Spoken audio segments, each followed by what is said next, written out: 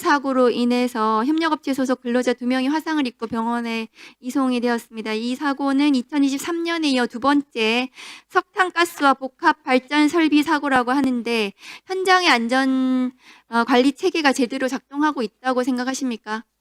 매우 엄중하게 보고 있습니다. 다행히 생명에는 지장은 없습니다만 큰 사고로 이어질 뻔한 중대한 사고로 엄중하게 보고 있습니다. 네, 장관님 취임 이후에 안전사고에 대해서 각별하게 관심을 가지고 그 현장을 감독 관리하고 계신다는 건 잘 알고 있습니다. 그런데 불과 한 달 전 11월 6일에 울산 화력 발전소 붕괴 사고로 7명의 또 그 안타까운 생명이 그 유명을 달리했고요. 11월 16일에 인천 영흥 화력 발전소 화재가 발생해 5호기 가동이 중단이 됐는데요.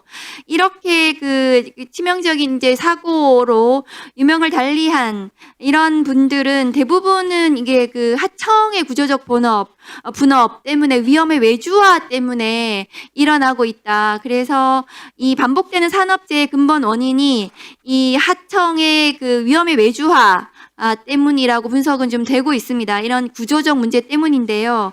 이 산업재해 통계에 기록된 숫자 하나가 이제 통계에 불과한 것이 아니라 현장에서 일하는 노동자의 생명이고 이 하청 노동자들의 안전이 구조적으로 방치되고 있다. 이런 이 현실적인 비판이 있거든요. 그러면 이것이 더 이상 반복되지 않도록 고용노동부 차원에서 장관님께서는 어떤 노력을 하실 건지 이 자리에서 좀 밝혀주셨으면 좋겠습니다. 예, 위원님 지적대로 위험의 외주와 위험이 아래로 내려가고 있습니다. 안타깝게도 새 정부 들어서 산재를 줄이기로 백방으로 노력했습니다만 산재를 줄이지 못해서 정말 송구합니다. 다만 50억 이상 규모가 되는 것은 줄고 있는데 말씀 주신 대로 작은 사업장에서 급증하고 있습니다. 이쪽은 엄벌보다는 지원이 먼저 돼야 되고 그렇기 때문에 내년에 약 5천억 정도 예산을 증액해서 작은 사업장에 대한 예방과 지원을 해나가면서 작은 사업장에 대한 각별한 대책을 마련하고요. 특히나 이번에 정의로운 전환 과정에서 위험의 외주화를 근본적으로 재검토하기 위해서 산업부랑 또 기후에너지부랑 또 논의할 예정입니다.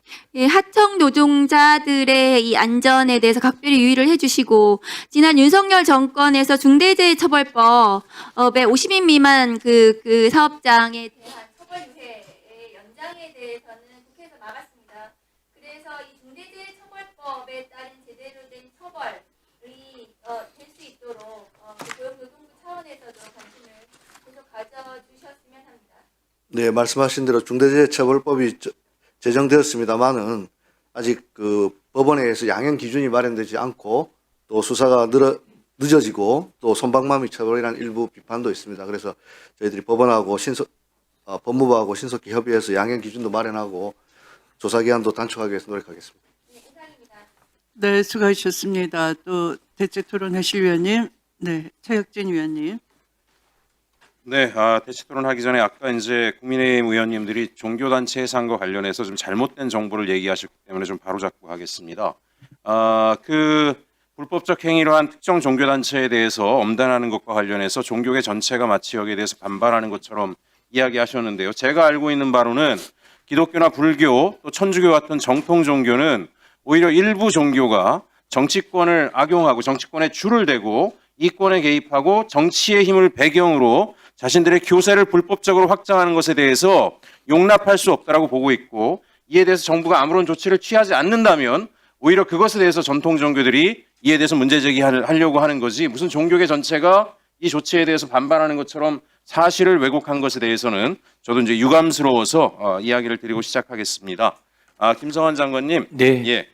예, 잘 아시겠지만 자원순환기본법이 작년 1월 1일에 전부 개정이 돼서 순환경제사회법이 되지 않았습니까? 네. 이 명칭 변경은 대단히 큰 의미가 있다고 생각을 합니다. 이게 국제사회의 조류에도 맞추려고 한 것이라고 보여지고 어쨌든 과거에 우리가 폐기물 재활용 정도의 자원순환이 아니라 이제 순환경제라고 하는 것이 굉장히 중요한 산업의 한 축이 되고 저탄소 시대를 열어갈 수 있는 하나의 중심축이 될 수 있다라고 하는 것 때문에 국제사회가 이런 전환들을 한 것이다라고 보고 환경부도 그에 발맞추어서 이 법안을 만들었다라고 생각을 합니다. 네. 그런데 어쨌든 윤석열 정부에서는 대단히 미온적으로 이것 자체가 그런 충분한 국제사회가 요구하는 의미를 담아내지 못하는 방식으로 진행이 됐고 그에 따른 종합적인 계획도 저는 아직 구체적으로 확인하지 못했습니다.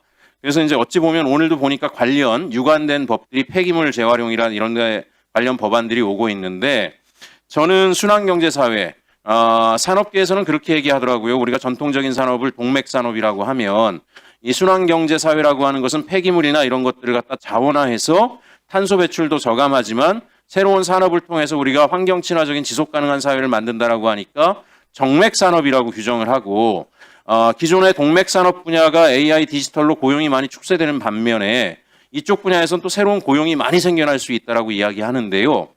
이 부분에 대해서 이제 장관님 새로 가셔서 이 분야 최고의 전문가이기도 한데 어떤 종합적인 전략을 좀 구상하고 계신지 지금 현재 관련 법들의 개정이 그에 발맞추어 이루어지고 있는지 궁금해서 여쭤보려고 말씀드립니다. 네, 이 문제는 이 기후위기하고도 직접 연관이 되고요. 기후위기뿐 아니라 자원 고갈 문제도 매우 심각해서 지금 전 세계적으로 소위 더 이상 채굴을 하지 않고 기존에 생산된 것을 최대한 재사용, 재활용 이렇게 하는 것이 훨씬 더 경제적으로 이롭다고 보고 있습니다. 이것을 가장 대표적으로 실천하는 기업이 애플인데요.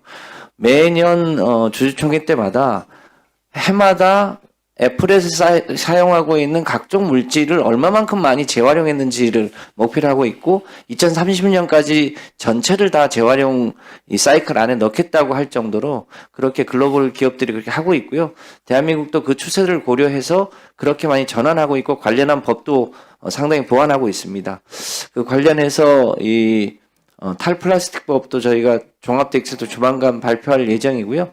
그렇게 자원을 순환해서 더 이상 인간이 자연을 정복하거나 채굴하지 않고 자연하고 공존하는 사회 모델을 잘 만드는 것이 대한민국의 주요한 숙제여서 그런 관련 제도를 계속 정비해 나가고 있습니다. 관련해서 이제 가장 그래도 임팩트가 있을 것이 기존의 산업단지 옆에 수반경제 인프라가 구축이 돼서 산업단지에서 나오는 각종 폐기물이 다시 거꾸로 정맥산업화되게 하는 것이 효과가 클 것이다라고 생각하는데 네. 걱정이 되는 거는 산업부는 정작 산업단지를 관리하지만 이런 마인드가 이렇게 깊이가 있지가 않더라고요. 네. 결국은 장관님께서 산업부하고 협의하셔가지고 이 분야에 대한 혁신 기술도 좀 투자도 하고 새로운 산업군을 만들어낼 필요가 있는데 그 부분에 대해서 적극적인 역할을 네, 적극적으로 추진하도록 하겠습니다. 네, 수고하셨습니다.